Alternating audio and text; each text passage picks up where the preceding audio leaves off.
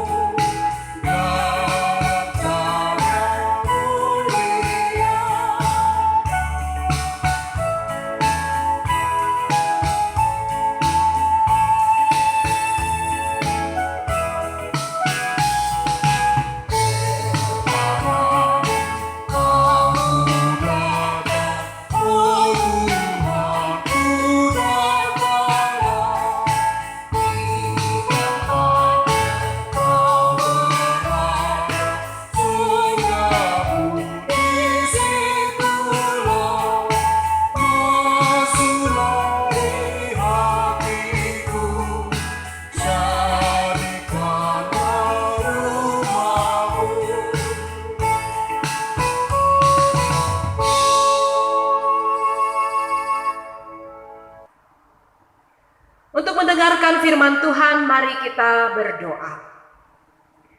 Bapa di sorga, terima kasih buat kesempatan yang Tuhan beri bagi kami, juga kesehatan yang masih Tuhan percayakan buat kami, hingga kami mampu untuk berkumpul dengan keluarga kami di rumah kami masing-masing untuk mendengarkan sabda-Mu.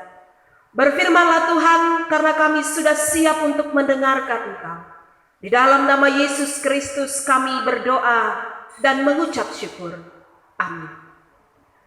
Saudara-saudara yang dikasihi oleh Tuhan Yesus Kristus, nats yang menjadi renungan kita pada hari Minggu ini, Minggu Eksaudi, diambil dari kitab Injil Matius 20. Kita mulai nanti ayat 29 sampai dengan ayat yang ke-34. Beginilah firman Tuhan buat kita semua.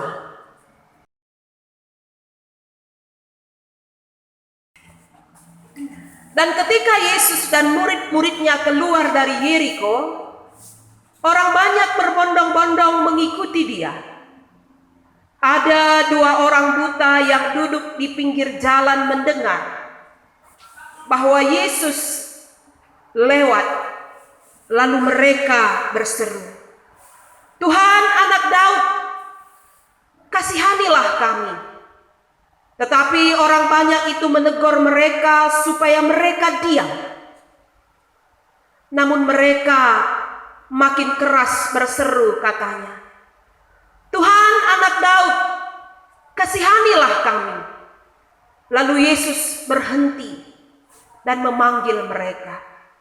Ia berkata, "Apa yang kamu kehendaki supaya aku perbuat bagimu?" Jawab mereka, "Tuhan, supaya mata kami dapat melihat." Maka tergeraklah hati Yesus oleh belas kasihan, lalu Ia menjamah mata mereka, dan seketika itu juga mereka melihat lalu mengikuti Dia. Demikian firman Tuhan yang sampai pada kita. Saudara-saudara yang dikasihi oleh Tuhan Yesus Kristus, kalau kita perhatikan dalam teks kita yang ditulis oleh Matius menempatkan perikop ini sesudah perikop di mana para murid memperebutkan posisi di samping Yesus. Jadi kalau kita lihat pasal 20 ayat 20, di sana kita lihat ada permintaan ya Ibu Yakobus dan Yohanes untuk anaknya bisa duduk di sebelah kanan dan sebelah kiri ketika nanti Yesus duduk di kerajaan sorga. Jadi sangat kontras apa yang kita lihat dalam ayat 29 sampai dengan ayat yang ke-34. Dalam arti bahwa Matius ingin memperbandingkan mana yang buta secara fisik, mana yang buta secara jasmani, dan mana yang buta secara rohani. Ya. Jadi di sini diceritakan bagaimana dua orang buta yang tidak bisa melihat kedatangan Yesus, dan pada ayat sebelumnya di mana murid-murid Yesus yang sebenarnya bisa melihat tapi tidak bisa melihat secara rohani apa tujuan mengikut Yesus. Jadi mari kita perhatikan dalam teks kita melihat dua orang buta dalam perikop ini, dan saya pikir dua orang buta ini banyak sekali memberikan teladan bagi kita. Dua orang buta duduk di pinggir jalan yang mungkin hidupnya selama ini tergantung dari belas kasihan orang. Ia mengemis, tetapi ia tidak rendah diri. Ia tidak kecewa terhadap hidup yang harus dijalani. Saudara-saudara yang dikasihi oleh Tuhan Yesus Kristus, begitu mereka mendengar bahwa Yesus akan lewat di depan mereka, mereka ingin ikut juga mengikut Dia, mengikut Yesus. Walaupun keadaannya tidak bisa melihat, tapi ada keinginan untuk mendengarkan pengajaran Yesus. Jadi hal yang pertama yang menjadi renungan bagi kita adalah ukuran untuk datang kepada Yesus. Ukuran untuk datang kepada Yesus, bagaimana keadaan kita sehingga kita layak datang. Bagaimanakah keadaan hidup kita sehingga kita layak berseru kepada Tuhan. Apakah keadaan kita menentukan? Apakah situasi hidup kita menentukan seruan kita didengar atau tidak? Saudara-saudara yang dikasihi oleh Tuhan Yesus Kristus, orang buta ini datang dengan apa adanya. Orang buta ini ingin mendengarkan pengajaran Yesus dengan segala kekurangan dan kelemahannya. Artinya datang kepada Tuhan, berseru kepada Tuhan, itu tidak dibatasi oleh kekurangan-kekurangan yang ada. Bahkan tidak terbatas, tidak bisa dibatasi oleh situasi hidup.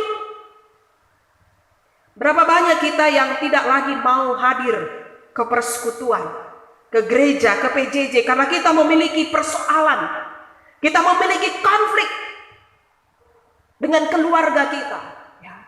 Kalau keluarga kita pun tidak damai, tidak bersatu, untuk apa kita ke gereja? Justru karena kita mengalami konflik, mengalami persoalan, kita seharusnya semakin dekat dengan Tuhan, tidak meninggalkan persekutuan. Keadaan, situasi, persoalan, konflik yang kita miliki seharusnya tidak menghalangi kita untuk senantiasa mau mendengarkan Tuhan. Orang buta ini, saudara-saudara yang dikasihi oleh Tuhan Yesus Kristus, mereka tidak bisa melihat. Ya sudah pasti buta itu tidak bisa melihat. Tetapi kesempatan bagi mereka untuk bisa mendengarkan pengajaran Yesus yang pada waktu itu lewat di depan mereka, itu menjadi tantangan yang luar biasa. Jadi ada banyak orang-orang yang mengikuti Yesus. Kalau teks kita mengatakan orang berbondong-bondong datang, berdesak-desakan datang untuk melihat Yesus.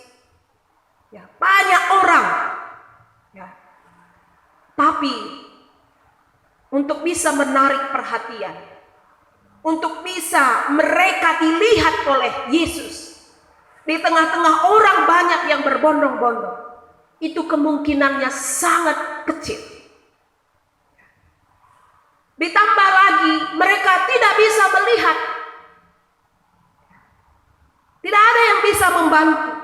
Tapi saudara-saudara yang dikasihi oleh Tuhan Yesus Kristus, orang buta ini tidak melihat, tapi ketidakmampuan mereka melihat tidak berhenti begitu saja untuk mematahkan semangat mereka untuk mau melihat, mendengar pengajaran Yesus. Tapi mereka menggunakan, tapi mereka memakai bagian tubuh yang lain yang bisa dipakai untuk menarik perhatian Yesus, menarik perhatian orang lain, yaitu tidak dengan mata, tapi dengan mulut mereka. Mata tidak berfungsi, tapi masih ada banyak indera yang lain yang bisa dipakai oleh mereka untuk bisa melihat, bahkan bisa merasakan Yesus. Jadi saudara-saudara yang dikasihi oleh Tuhan Yesus Kristus, tidak selamanya kekurangan yang kita miliki dalam hidup itu membatasi hubungan kita dengan Tuhan. Ya. Tidak selamanya kekurangan yang kita miliki, situasi yang kita miliki, keterbatasan yang kita miliki saat ini seharusnya tidak membatasi semangat kita, tidak membatasi pengharapan kita untuk senantiasa dekat dengan Tuhan. Kalau kita baca dalam Roma 10 ayat 17, iman timbul dari pendengaran, bukan dari penglihatan. Iman timbul dari pendengaran. Iman tidak perlu melihat, hanya perlu keyakinan. Kadang-kadang mata tidak perlu untuk melihat apakah itu benar atau tidak. Karena mata sering sekali salah melihat. Tapi iman, dia bisa melihat, dia bisa merasakan. Walaupun dia tidak pernah bertemu, walaupun dia tidak pernah berjumpa. Jadi saudara-saudara yang dikasihi oleh Tuhan Yesus Kristus, hal yang penting bagi kita adalah bagaimana kita seperti orang buta ini tadi tetap semangat. Ya, orang buta yang tidak pernah patah semangat. Ya. Dan apa yang dilakukan oleh orang buta ini? Apakah ketika dia berteriak, ya, ketika mereka berseru, Tuhan Anak Daud kasihanilah kami, apakah teriakannya itu langsung didengar? Tidak. Bahkan hal ini juga sering kita alami, bahwa ketika kita semakin mengandalkan Tuhan, hidup yang kita jalani semakin dekat dengan Tuhan, itu tidak serta-merta membuat hidup kita seperti apa yang kita mau, apa yang kita inginkan itu terjadi.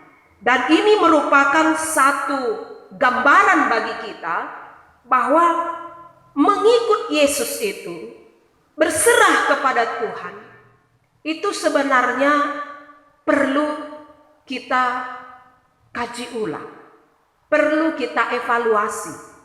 Ya, banyak di antara orang Kristen, tujuan utama mengikut ataupun menjadi pengikut Kristus, menjadi Kristen, itu didasari oleh supaya hidupku menjadi aman. Ya, hidupku tidak penuh dengan masalah. Ya. Apakah dengan mengikut Yesus, dekat dengan Tuhan, mengandalkan Tuhan, itu persoalan itu pasti akan hilang? Belum tentu. Ya. menjanjikan sesuatu yang menyenangkan kita, tapi Tuhan pasti menjanjikan kekuatan ketika sesuatu yang terjadi tidak menyenangkan kita. Jadi motivasi untuk mengikut Yesus, motivasi untuk mendengarkan Tuhan, itu pun harus kita evaluasi. Supaya apa yang kita kerjakan, keikutsertaan kita melayani, keikutsertaan kita mengambil bagian dalam kegiatan gereja, itu penuh dengan makna. Ya, karena tujuan kita adalah tujuan yang benar. Bahwa kita mengikut Yesus bukan supaya hidup kita tanpa masalah. Saudara-saudara yang dikasihi oleh Tuhan Yesus Kristus. Kembali ke teks kita tadi. Orang buta yang kita lihat pada teks kita adalah mereka tidak patah semangat. Tapi mereka dengan keterbatasan mereka berteriak. Mengharapkan supaya Yesus berpaling dan mendekati mereka. Dan apakah yang terjadi ketika mereka berteriak? Orang-orang yang berbondong-bondong, bahkan kemungkinan besar murid-murid Tuhan Yesus pada waktu itu menegur orang buta ini, ya, diam ataupun sana. Ya. Kenapa hal ini bisa terjadi? Karena murid-murid Tuhan Yesus ataupun orang-orang yang berbondong-bondong mengikut Yesus, mendengarkan pengajarannya. Tujuan utama mengikut Yesus itu tadi adalah bukan fokus kepada Yesus, tapi fokus kepada dirinya. Ya. Kalau murid-murid Tuhan Yesus dalam ayat yang ke-20 tadi, mereka menjadi murid-murid Yesus, bukan selamanya fokus kepada Yesus, tapi pada diri mereka. Siapa di antara kita nanti yang menjadi pemimpin ketika Yesus tidak ada? Siapa yang nanti duduk di kanan kiri ketika Yesus duduk di dalam kerajaan Allah? Ataupun pada teks kita, ya, murid-murid Tuhan Yesus adalah orang-orang yang terdepan, yang mengikut Yesus. Tidak ada orang yang boleh mengalihkan pandangan Yesus. Orang-orang yang berbondong-bondong mengikut Yesus juga seperti itu. Mereka berusaha mengikuti Yesus, mendengarkan pengajaran Yesus. Tapi sebenarnya mereka fokus pada diri mereka. Bagaimana supaya mereka bisa yang paling depan untuk bisa bertemu dengan Yesus. Bagaimana supaya mereka dikenal oleh Yesus. Sehingga ketika ada orang buta berteriak, mereka menjadi marah, menegur. Sana kamu. Dibandingkan dengan orang banyak ini, tidak penting orang buta memanggil Tuhan Yesus. Fokus kepada Yesus. Hidup kita, apapun yang kita kerjakan, masa depan kita itu tidak boleh fokus kepada diri sendiri. Karena orang yang fokus kepada diri sendiri, termasuk kepada masalahnya, terhadap konflik yang sedang terjadi, itu sudah bisa dipastikan saudara-saudara yang dikasihi oleh Tuhan Yesus. Dia tidak akan bisa berseru kepada Tuhan. Dia tidak akan bisa memberikan hidupnya seluruhnya. Pasti persoalan itu membatasi. Ya. Pasti masalah itu akan membatasi. Pasti tujuan-tujuanku secara pribadi akan membatasi aku untuk senantiasa berseru, berserah kepada Allah. Sebaliknya, orang buta, dia tidak fokus sedikit pun. Dia tidak fokus pada dirinya sendiri. Dia tidak fokus atas kekurangannya. Dia tidak fokus atas matanya yang buta. Bahkan dia tidak fokus terhadap hinaan, terhadap cemoohan orang-orang yang berkumpul pada waktu itu. Laya menggelut. Dia tidak tersinggung. Kadang-kadang kita sering gampang sekali tersinggung. Sehingga awalnya tadi maksud kita baik, karena ada orang yang menghina atau yang tidak menerima kita, akhirnya kita mundur. Kalau orang buta, dalam teks kita, sedikit pun dia tidak bisa dialihkan oleh tujuan-tujuan lain selain fokus kepada Yesus. Mungkin saat ini, saudara-saudara yang dikasihi oleh Tuhan Yesus Kristus, ada banyak hal yang mungkin membatasi kita. Mungkin saat ini kita bergumul tentang sakit penyakit. Ada dokter yang mengatakan, memvonis kita bahwa hidup kita tidak panjang lagi karena ada beberapa yang tidak beres dalam tubuh kita. Ataupun mungkin saat ini kita sudah lama sekali menjalani pemulihan kesehatan, tapi yang kita rasakan tidak ada kemajuan dalam kesehatan kita. Ataupun mungkin situasi kita sekarang, banyak orang-orang memprediksi keluarga kita akan hancur, usaha kita akan hancur, hidup kita akan hancur. Kita tidak fokus ke sana. Kita tidak fokus dalam masalah-masalah, kekurangan-kekurangan yang ada. Apa kata orang? Hidup kita tidak tergantung atas apa yang dikatakan oleh orang lain, prediksi-prediksi orang lain. Kita akan semakin tidak berdaya, tidak memiliki kekuatan bila kita terlalu memberi tempat pada masalah yang sedang kita hadapi. Oleh karena itu, mari kita fokus kepada Tuhan, berseru kepada Tuhan. Selanjutnya, saudara-saudara yang dikasihi oleh Tuhan Yesus Kristus, walaupun tidak didengarkan, tetapi orang buta ini semakin keras berteriak,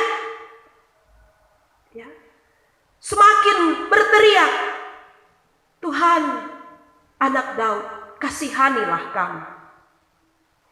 Dan kita lihat ayat 32, Yesus berhenti. Yesus berhenti.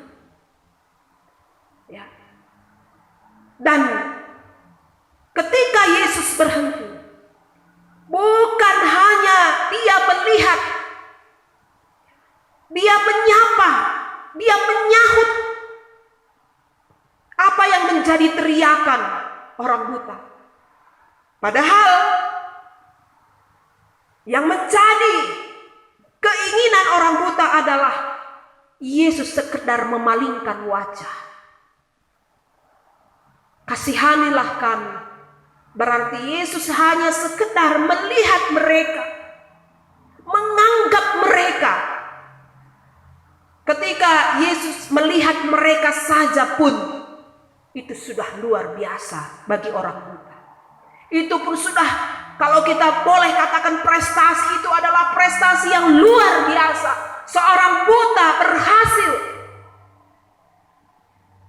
menarik perhatian Yesus di tengah-tengah kerumunan orang banyak. Yesus tidak hanya menyapa, Yesus tidak hanya menyahut, berhenti,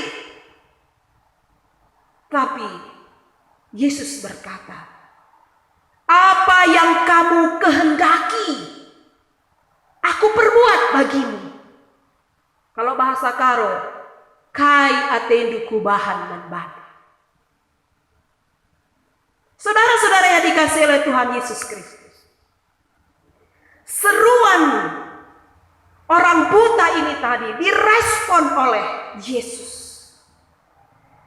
Hal yang tidak penting, orang yang dipinggirkan, orang yang dicemooh, orang yang tidak berarti secara dunia, tapi direspon oleh Yesus. Luar biasa. Dan bukan hanya direspon, tapi ditawarkan, diberikan. Apa yang kamu kehendaki, aku perbuat bagimu. Apa yang dilakukan oleh Yesus seakan-akan tidak banyak memiliki manfaat bagi orang-orang yang mengikut Yesus pada waktu itu, karena mereka adalah buta. secara ekonomis tidak ada keuntungan. Secara apapun, merespon orang buta tidak memiliki apa-apa. Karena selama ini orang buta juga sudah dipinggirkan. Tapi bagi Yesus, orang yang memiliki pengharapan itu sangat berarti. Sehingga Yesus merespon. Walaupun dunia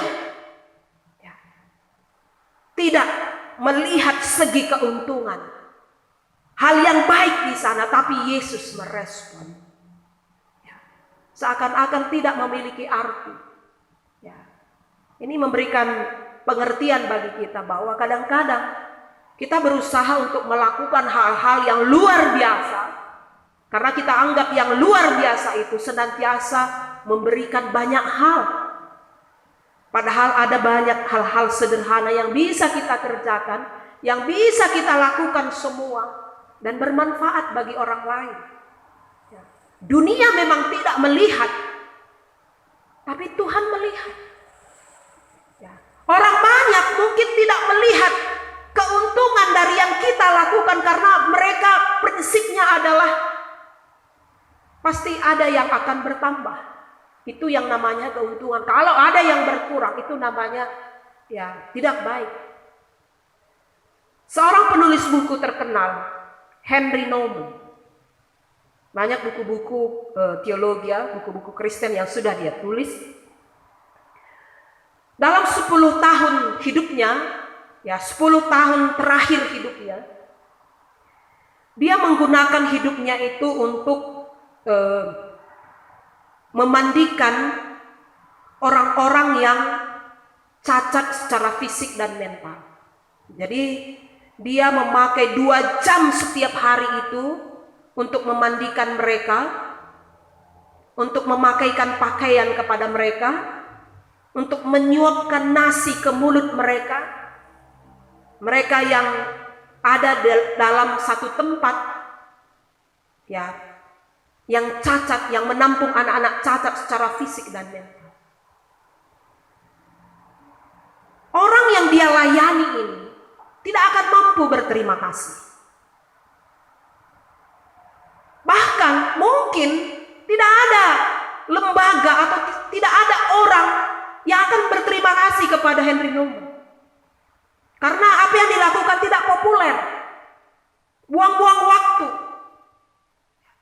Tapi dengan menyisihkan waktunya 2 jam sehari itu, dia selalu singgah ke satu tempat yang menampung anak-anak cacat secara fisik dan mental. Dia 2 jam itu setiap hari dia pakai untuk memandikan mereka, untuk memakaikan pakaiannya, untuk menyuapi. Dan itu bagi Henry Nouwen itu adalah sesuatu yang berharga. Tidak ada yang melihat, tapi dirinya merasa bahwa Allah tersenyum melihat apa yang dia lakukan. Kadang-kadang kita memilih hal-hal yang kita kerjakan supaya kita disebut dengan orang yang populer, disebut dengan orang yang sudah melakukan banyak hal. Zaman kita sekarang dengan era teknologi yang semakin terbuka, justru ini menjadi ancaman bagi kita kalau kita tidak hati-hati. Jangan-jangan kebaikan yang kita buat pun kita usahakan untuk dilihat oleh orang lain. Ini yang dilakukan, ini yang direspon oleh Yesus. Yang tidak berharga, tapi dia sangat menghargai. Jadi saudara-saudara yang dikasihi oleh Tuhan Yesus Kristus, ketika Tuhan Yesus berkata, apa yang kamu kehendaki aku perbuat bagimu.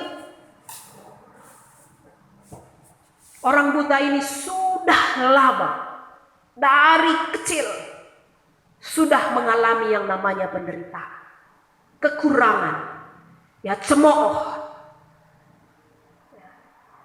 Hidupnya tergantung atas belas kasih orang lain. Kira-kira apa yang bisa mengangkat derajat orang buta ini? Salah satu adalah dia memiliki banyak uang dan harta. Itu yang bisa mengangkat derajatnya. secara dunia. Ya, dia memiliki banyak uang, dia bisa menyewa orang lain untuk merawatnya, dia bisa menggunakan uangnya yang banyak itu untuk memperbaiki dirinya. Tapi apakah yang dia minta? Kai atendu kuban menbang. Orang ini meminta supaya matanya disembuhkan. Dalam arti bahwa orang buta ini tidak lupa pada tujuannya, tidak lupa pada apa yang sebenarnya sangat dia perlukan, yaitu kesembuhan. Orang buta ini minta sesuatu yang paling utama, supaya mata kami sembuh. Jadi saudara-saudara yang dikasihi oleh Tuhan Yesus Kristus, Tuhan akan memberi. Tuhan akan mendengar seruan kita kalau kita telah lulus uji, seperti orang buta yang tidak memfokuskan pada hal-hal yang membatasi dirinya untuk mengharapkan kesembuhan dari Yesus. Ia tidak tersinggung, ia sangat tidak terpengaruh atas kekurangan secara fisik. Dia telah lulus, dia telah melewati ujian demi ujian dalam hidupnya. Dia fokus kepada Yesus, melewati setiap halangan dan tantangan, sehingga seruannya itu didengar oleh Yesus. Saudara-saudara yang dikasihi oleh Tuhan Yesus Kristus, keadaan kita saat ini COVID-19, ada banyak jutaan, bahkan mungkin miliaran mulut yang berseru-seru kepada Tuhan Yesus supaya wabah ini segera berakhir. Sudah hampir kita melewati 2 bulan lebih. Mungkin kita setiap saat, setiap malam berseru-seru kepada Tuhan supaya keadaan ini dipulihkan. Mari jangan kita berhenti untuk senantiasa berseru. Ketekunan di dalam doa akan membuahkan hasil. Tetaplah meminta sampai kita diberi. Tetaplah mencari sampai kita mendapatkan. Tetaplah mengetuk sampai pintu dibukakan. Dalam arti jangan pernah berhenti berseru kepada Tuhan,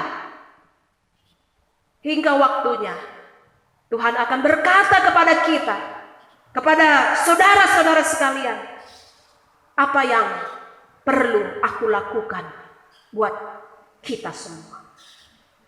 Kai si perlu akap dukuban manbantu. Nida Tuhan Yesus manbantu. Mungkin ada banyak seruan-seruan kita. Mari kita fokus kepada Tuhan. Mari kita berseru, bukan kepada dunia, bukan kepada orang lain, tapi mari kita berseru kepada Yesus yang senantiasa dalam waktunya akan memberikan hal di luar dari apa yang kita minta. Amin. Mari kita berdoa. Terima kasih Tuhan buat firman-Mu yang meneguhkan kami. Seruan kami, doa-doa kami, tidak satu pun tidak Engkau dengar. Semuanya Engkau dengar. Engkau senantiasa merespon segala keluh kesah kami. Dan mampukan kami untuk tetap setia kepada Tuhan. Untuk tetap fokus kepada Tuhan. Walaupun ada banyak rintangan, tapi kami sudah lulus melewati setiap ujian-ujian yang hadir dalam hidup kami. Terima kasih Tuhan buat firman yang sudah diperdengarkan buat kami. Di dalam nama Yesus Kristus kami berdoa dan mengucap syukur. Amin. Mari kita sama-sama bangkit berdiri. Mari kita mengucapkan pengakuan iman kita bersama-sama dengan seluruh orang Kristen di semua tempat dan zaman. Mari kita mengucapkannya bersama-sama.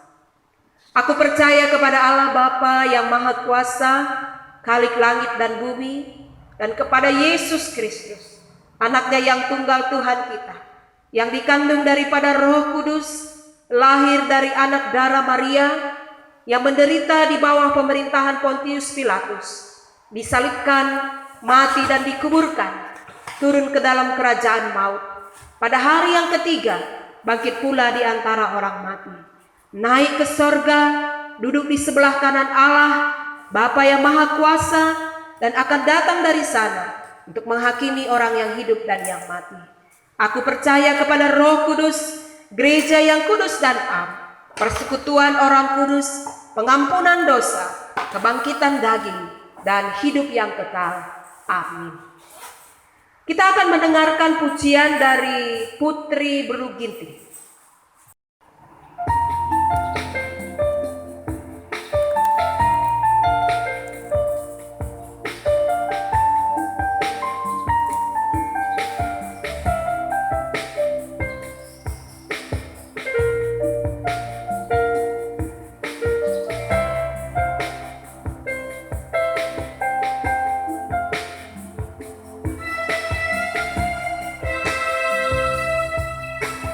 Kasih yang terindah,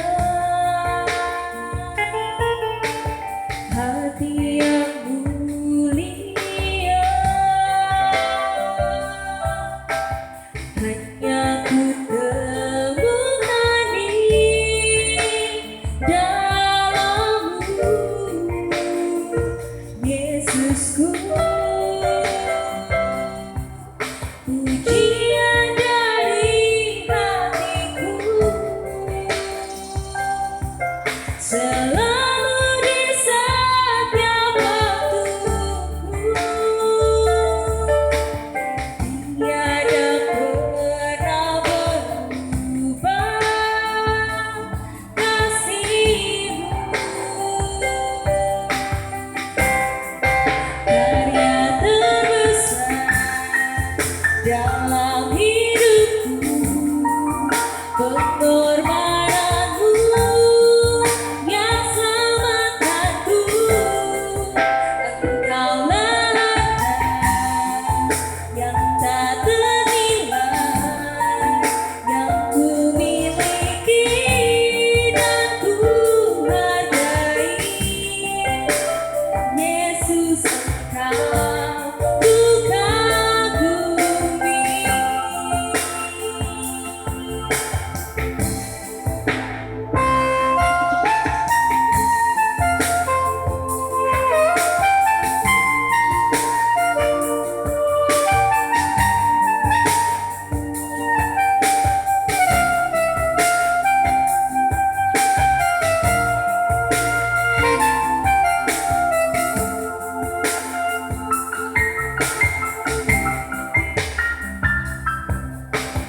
Kasih yang terindah,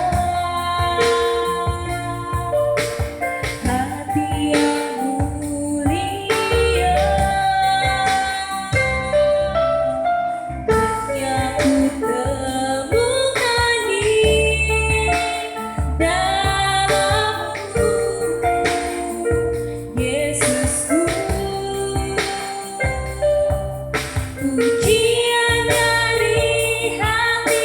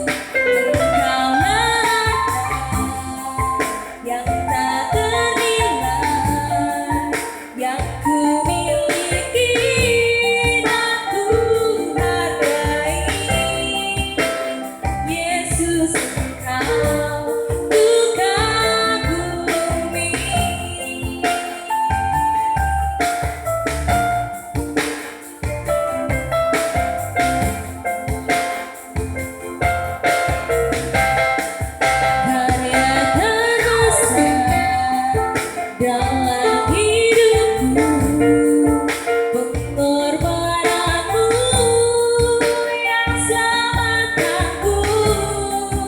Engkaulah harta yang tak ternilai, yang ku miliki dan ku hargai. Yesus, Engkau ku kagumi. Yesus, Engkau ku kagumi. Yesus, Engkau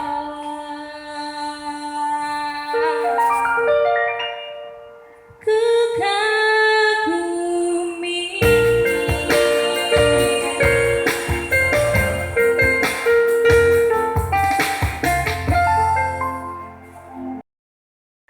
Tibalah saatnya kita akan memberikan ucapan syukur kita kepada Tuhan. Mari kita persiapkan persembahan kita yang terbaik buat Tuhan,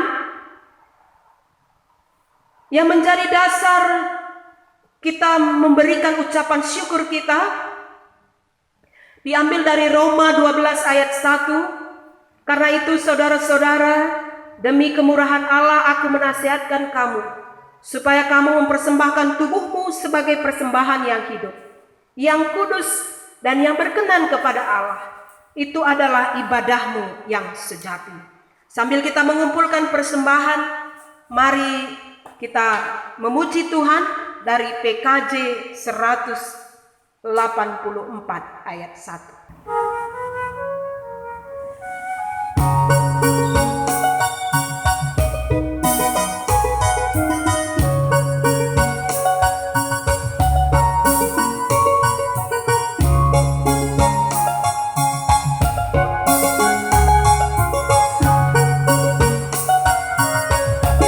Nama Yesus Termulia di atas segala nama, terlebih dalam namanya selain kemenangan, yang di bumi dan di surga berturut-turut memuliakan. Selina pun berkata, Yesus Kristus itu Tuhan. Terpuji namanya, terpuji namanya, sembah dan pujian Raja alam semesta, yang di bumi dan di surga berturut-turut memuliakan. Selina pun berkata, Yesus Kristus itu Tuhan.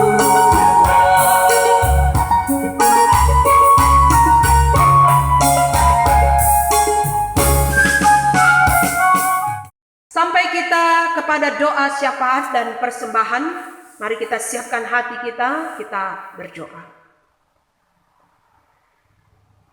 Terima kasih Tuhan atas berkat dan penyertaan-Mu bagi kami, sehingga pada saat ini ibadah kami bisa berlangsung dengan baik, dan kami yakin dan percaya bahwa Engkau hadir ke tengah-tengah kami, ke tengah-tengah keluarga kami, rumah kami masing-masing, dalam persekutuan kami.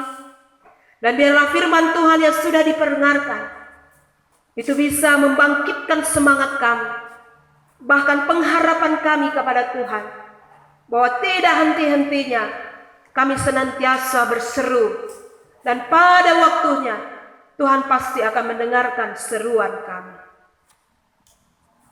Bapa di sorga, saat ini kami berdoa buat semua jemaat Tuhan. Berkatilah mereka, berkatilah pekerjaan mereka Tuhan. Biarlah melalui pekerjaan mereka, mereka senantiasa dicukupkan melalui rezeki yang Tuhan beri. Situasi pandemi COVID-19 yang mungkin berdampak kepada ekonomi mereka, pekerjaan mereka, usaha mereka. Tapi Engkau adalah Allah yang senantiasa memelihara kami. Kami tidak akan kekurangan ketika kami sungguh berharap kepada Tuhan.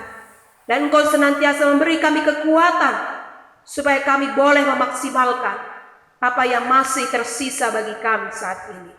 Engkau senantiasa memberkati usaha, pekerjaan, kehidupan seluruh jemaat Tuhan. Bapa di sorga, kami juga berdoa buat saudara-saudara kami yang mungkin saat ini masih dalam pergumulan tentang konflik, masalah yang terjadi dalam hidup mereka, dalam rumah tangga mereka. Tuhan, Engkau senantiasa memberikan jalan keluar dalam setiap konflik yang ada di tengah-tengah kehidupan jemaat Tuhan.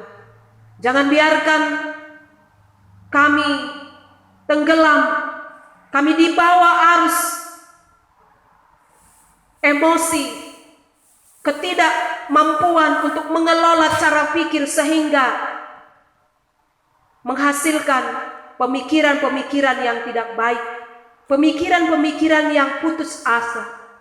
Tapi Tuhan, berikan senantiasa kepada jemaat Tuhan pemikiran-pemikiran yang baik. Engkau angkat mereka Tuhan, sehingga mereka bisa keluar dari setiap konflik persoalan yang terjadi. Bapa di sorga, kami juga berdoa buat saudara-saudara kami yang sampai saat ini masih bergumul tentang kesehatan, tentang pemulihan kesehatan. Ajar mereka, mampukan mereka untuk setiap hari, setiap saat fokus kepada tujuan hidup mereka, yaitu menyenangkan Tuhan dalam setiap pemikiran, perbuatan, dan perkataan mereka. Sehingga pada waktunya yang terbaik Tuhan berikan atas kesembuhan dari segala persoalan penyakit yang ada dalam tubuh mereka. Mampukan mereka untuk senantiasa hanya berharap, hanya berseru kepada Tuhan saja. Bapa di sorga, kami juga berdoa buat situasi kami saat ini. Tak henti-hentinya kami berseru, kami berdoa kepada Tuhan. Biarlah Tuhan turut campur tangan atas situasi kami saat ini. Dengan keterbatasan yang kami miliki, Tuhan, mampukan kami untuk senantiasa tak bisa bersyukur, tak bisa memaksimalkan apa yang masih bisa kami lakukan saat ini. Jika Engkau berkenan, Engkau memberikan hikmat, Engkau memberikan kecerdasan kepada orang-orang yang berkompeten untuk menemukan obat, menemukan vaksin, supaya virus ini segera berhenti. Dan kami yakin dan percaya Engkau memiliki kuasa untuk itu. Dan seandainya pun kami terus harus tetap hidup bersama-sama dengan pandemi ini, Tuhan mampukan kami untuk senantiasa bisa terus hidup dan tidak ketakutan, tapi kami memiliki pengharapan bahwa hidup kami ada di tangan Tuhan. Kami yakin dan percaya bahwa yang terbaik akan Tuhan berikan bagi orang-orang yang sungguh berharap, sungguh berseru kepada Tuhan. Terima kasih Bapa, Engkau juga memberkati para pemimpin-pemimpin bangsa kami, supaya dengan bijaksana, supaya dengan baik Engkau tolong mereka Tuhan, supaya memberi kebijakan-kebijakan yang mendukung seluruh kami rakyat Indonesia. Sehingga walaupun pandemi ini masih ada, tapi kami tetap bisa merasa aman di negara kami ini. Bapa di sorga, Engkau juga memberkati saudara-saudara kami, jemaat-Mu yang saat ini mendapatkan tambahan umur, bahkan tambahan umur dalam pernikahan mereka. Tuhan senantiasa memberikan kebahagiaan hidup. Tuhan senantiasa memberikan kesempatan-kesempatan untuk senantiasa bisa memberikan hidup mereka, melakukan hal-hal yang baik mencerminkan kasih Kristus dalam kehidupan mereka. Bapa di sorga, kami juga mengucap syukur di tengah-tengah pandemi ini. Jemaat Tuhan masih dimampukan untuk memberikan ucapan syukur mereka. Tuhan senantiasa memberkati dan biarlah mereka tidak akan kekurangan walaupun mereka memberikan ucapan syukur mereka kepada Tuhan. Inilah doa kami Bapa. Sepanjang hari ini Tuhan terus memberkati kami, memberikan kebahagiaan hidup pada kami, dan ampunkan kami jika ada kesalahan, ketidakmampuan kami mendengarkan suara Tuhan. Inilah doa kami Bapa. Dalam nama Yesus Kristus kami berdoa dan mengucap syukur. Amin. Mari kita menyatakan tekad dan janji kita kepada Tuhan. Tuhan tidak pernah meninggalkan engkau sendiri di dunia ini. Maukah engkau memegang janji Tuhan dan memakainya sebagai kekuatanmu dalam kehidupanmu? Aku berjanji ya Tuhan, kuandalkan kekuatan yang Engkau janjikan. Aku menyerahkan diriku untuk dituntun Roh Kudus, agar aku mampu bersaksi tentang kuasa dan kemuliaan-Mu dalam segala sisi kehidupanku. Amin. Untuk meneguhkan komitmen kita kepada Tuhan, mari kita bernyanyi dari NKB nomor 188 ayat 1 dan 2.